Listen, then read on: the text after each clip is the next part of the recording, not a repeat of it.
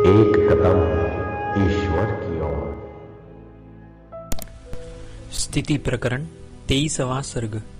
ज्ञानी का शरीर रूपी नगर में राज्य वर्णन, आसक्ति रहित सद्भोगों से विनोद और मनोजय रूपी सुख के उदय का वर्णन। श्री वशिष्ठ जी ने कहा, वत्स श्री रामचंद्र जी, जैसे घटोत्पत्ति रूप कार्य हो जाने पर भी कुम्हार का चक्र जब तक वेग रहता है तब तक घूमता रहता है, वैसे ही जब तक प्रारब्ध का क्षय न हो जाए तब तक देह धारण व्यवहार में स्थित जीवन मुक्ति रूप उत्तम पद में वर्तमान जो जीवन मुक्त पुरुष शरीर रूपी नगरी में राज्य करता हुआ भी उसके फल से लिप्त नहीं होता। क्रीड़ा विनोद हेतु होने के कारण उपवन के सदृश यह शरीर रूपी महापुरी उस ज्ञानी के भोग और मोक्ष के लिए है। एकमात्र सुख ही इससे होता है। राजधानी में रहने वाले राजा के तुल्य दुख नहीं होता। श्री रामचंद्र जी ने कहा, हे भगवान, यह शरीर नगरी कैसे है और इसमें रहने वाला योगी एकमात्र सुख का ही भागी कैसे होता है? श्री वशिष्ठ जी ने कहा, हे श्री रामचंद्र जी, ज्ञानी की देह नगरी बड़ी मनोहर है, सब गुणों से युक्त है, अनंत विलासों से भरपूर है। आत्म ज्योति रूपी सूर्य से वह प्रकाशित है। इसमें नेत्र रूपी झरोके में स्थित इंद्रिय रूपी दो दीपों से अनन्य भुवन प्रकाशमान है। भुजा रूपी सड़कों के विस्तार से पाद रूपी उपवन प्राप्त है। रोमराजी ही लताओं की झाड़ियां हैं। त्वचा में स्थित विविध नसों से यह व्याप्त है। इसमें एड़ी और पैर की अंगुलियों में जंघा और उरु रूपी खंबे खड़े। सामुद्रिक शास्त्र में कही गई रेखाओं से विभक्त पादतल रूपी शिला की नींव से यह निर्मित है।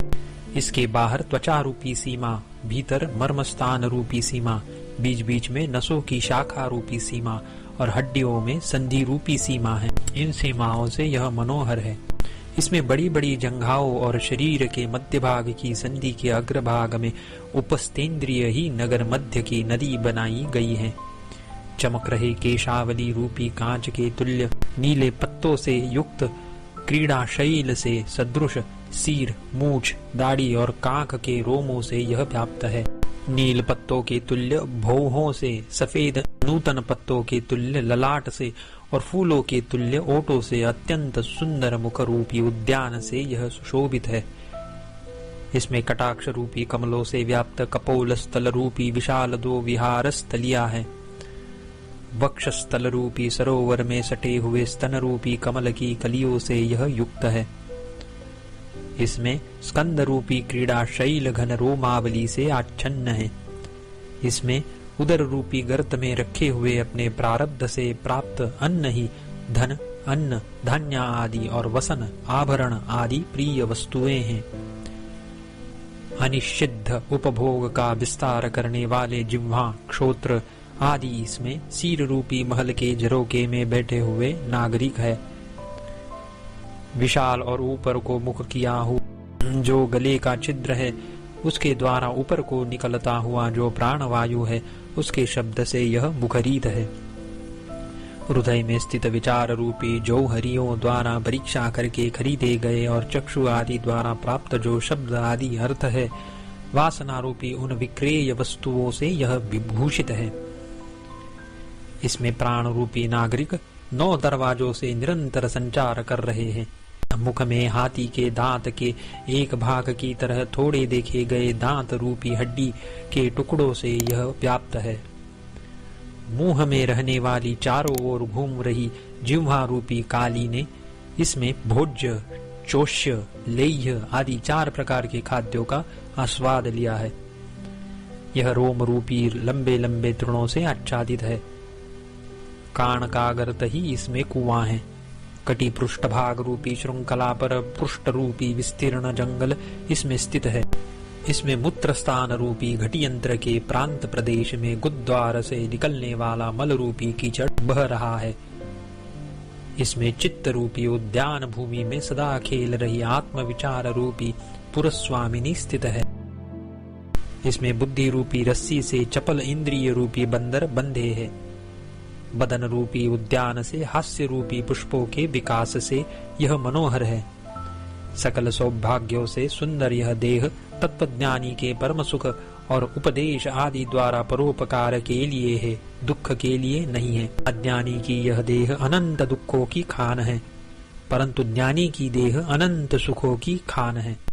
हे शत्रुतापन, उसके नष्ट हो जाने पर ज्ञानी की एक नगण्य तुच्छ वस्तु का नाश हुआ और इसके रहने पर सब भोग मोक्ष सुख स्थित रहा, इसीलिए यह ज्ञानी के लिए सुखावह है।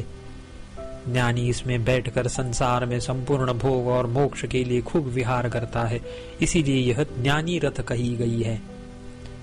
शब्द, रूप, रस, स्पर्श, गंध आदि विषय, बंधु बांधव और मोक्ष इसी शरीर रूपी महानगरी से प्राप्त होते हैं, इसीलिए यह ज्ञानी को लाभ देने वाली कही गई है।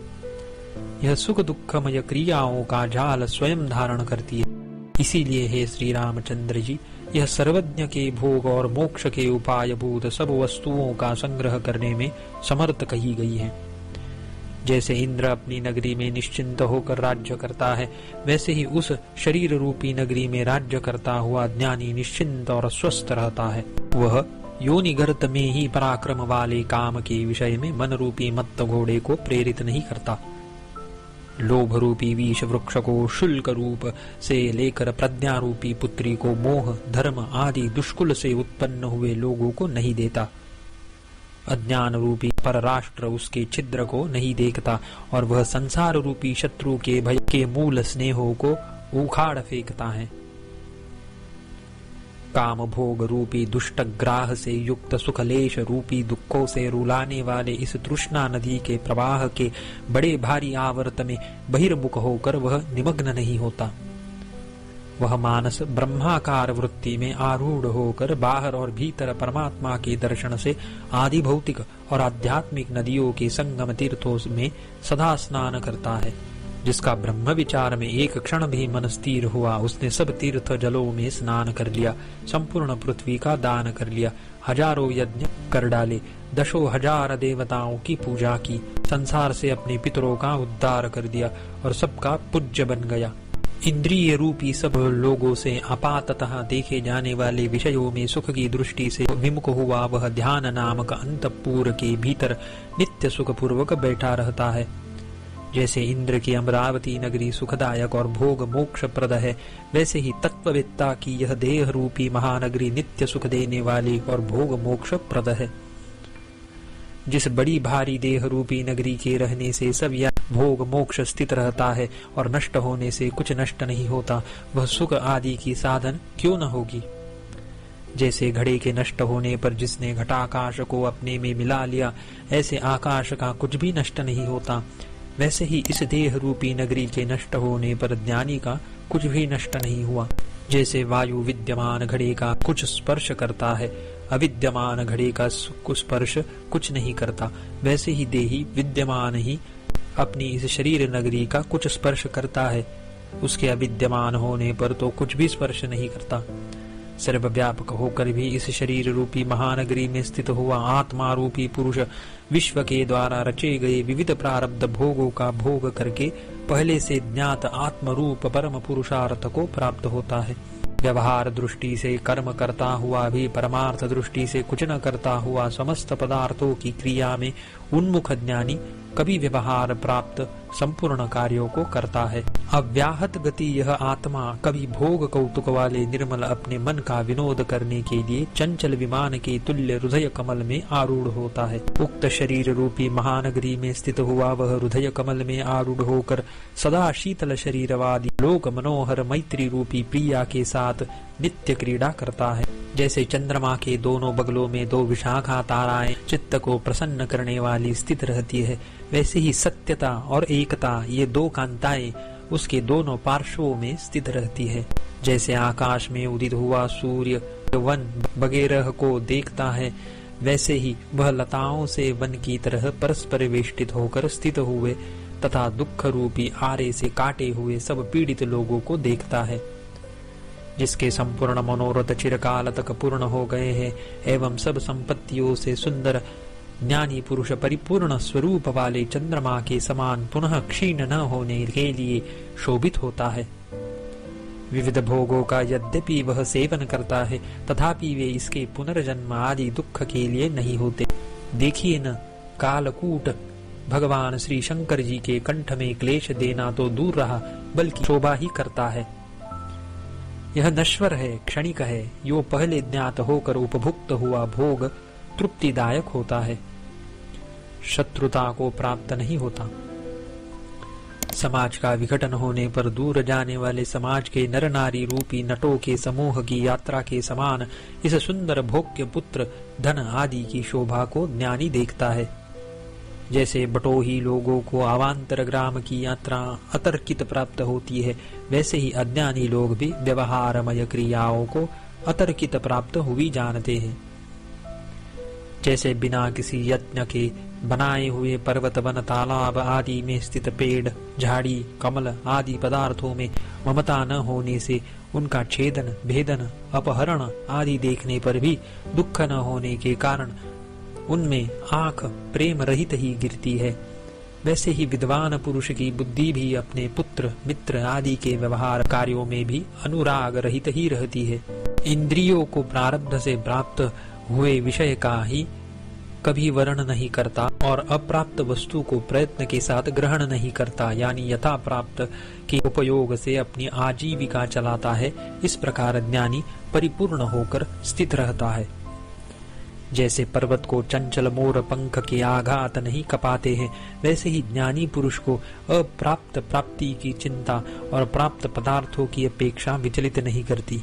संपूर्ण संदेहों के कारण अज्ञान के नष्ट होने से ही जिसके संपूर्ण संदेह शांत हो गए हैं, सब भोगों में मिथ्या दृष्टि होने के कारण भोग भोगने का सारा कौतुक जिससे चला गया है, इस दोनों की कल्पना के हेतु स्थूल और सूक्ष्म शरीर जिसके क्षीण हो गए हैं, ऐसा ज्ञानी पुरुष सम्राट की नाई विराजमान होता है। जैसे अपार क्षीर सागर में ही वृद्धि को प्राप्त होता है, वैसे ही परिपूर्ण अपरिच्छिन्न आत्मज्ञानी आत्मा में ही नहीं समाता, आत्मा से ही वृद्धि को प्राप्त होता है। जैसे शांत पुरुष मत्तों का उपहास करता है, वैसे ही प्रशांत चित्त ज्ञानी पुरुष भोगों की इच्छा से दीनहीन जंतुओं की हंसी करता है और दयनीय इंद्रियों की भी हंसी करता है।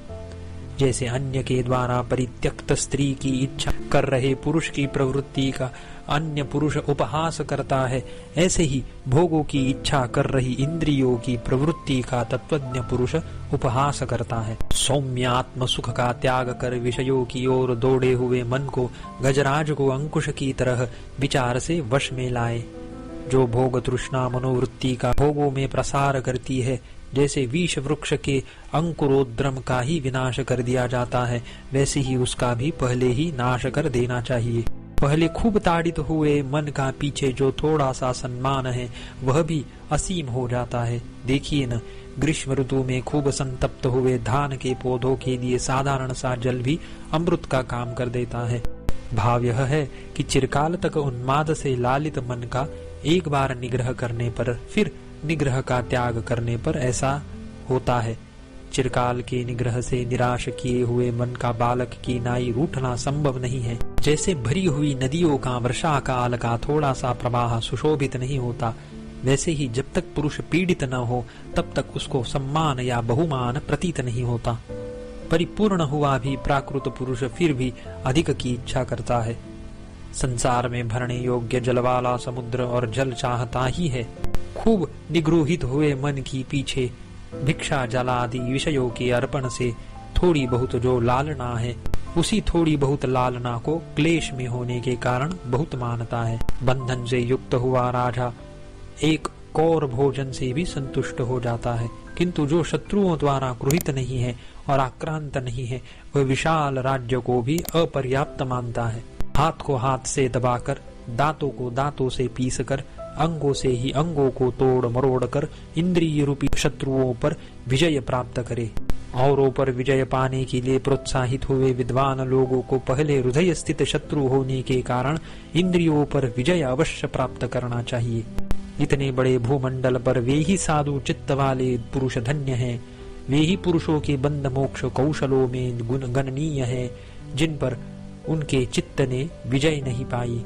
हृदय रूपी बिल में की गई कुंडलाकार कल्पना से गर्विला हुआ मन रूपी अजगर जिस पुरुष का शांत हो गया है, अपने स्वरूप से आविर्भूत अत्यंत निर्मल उस तत्ववेत्ता को मैं प्रणाम करता हूँ।